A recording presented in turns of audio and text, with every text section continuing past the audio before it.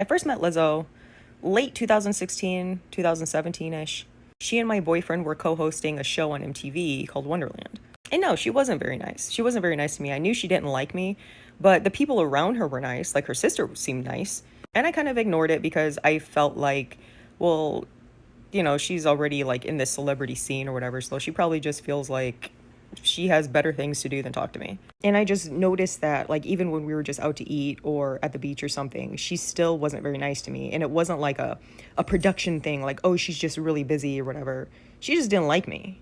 She didn't say anything that was mean, but she was really like standoffish or like wouldn't talk to me. Like when I talked to her, it was kind of like, oh, okay, like get the fuck away from me. I don't want to talk to you. So yeah, I eventually found out that she and my boyfriend had something going on, ex-boyfriend.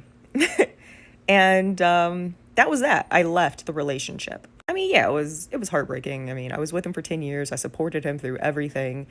And when he finally got a big break, he left me for Lizzo.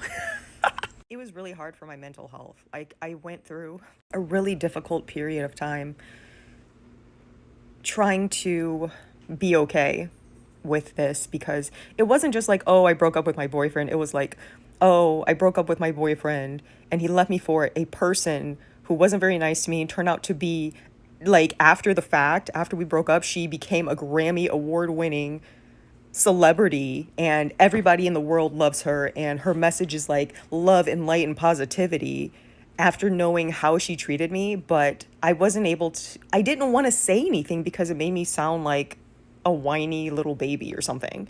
So I didn't broadcast that that was something that happened to me, or when I did talk about it, I never named her, because I just didn't feel like I would be supported or people would care, like people loved her. So why would I try to like drag her name or whatever? So I just silently went through something really big and really hard.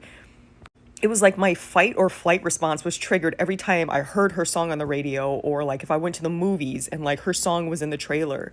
It was so difficult, and I cried for so long, and I felt so depressed, and like I was in a really bad spot for years because of how this happened. And I know it wasn't her fault.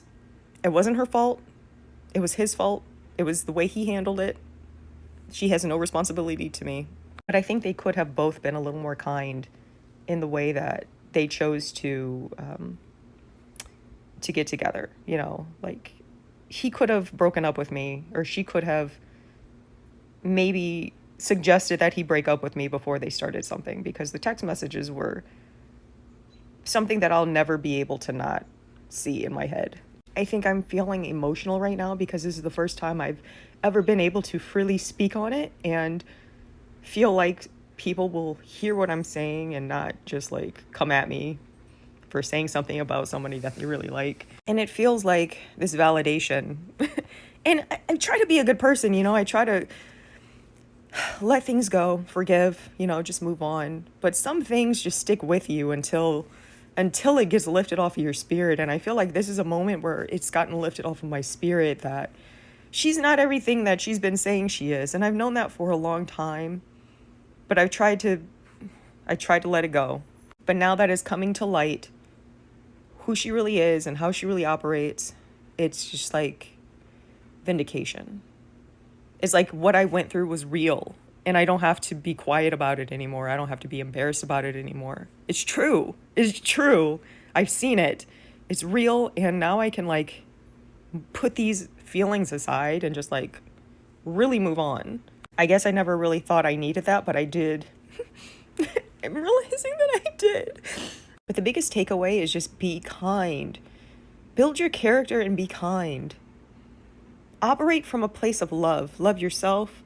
And when you truly love yourself, that will extend itself to other people. Be the same person outside as you are in privacy behind closed doors.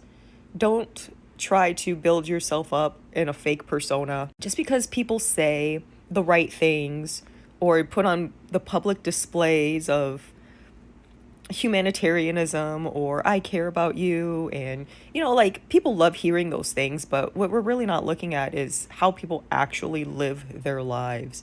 And it's okay to get those motivational moments or those inspirational messages from people. Take the message, apply it to yourself.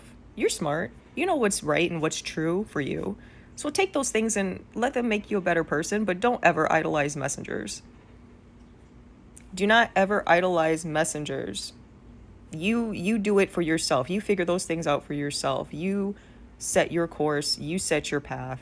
You do the things that you believe in, and don't think that just because someone else is saying it that they're better than you or anything like that. We're all human.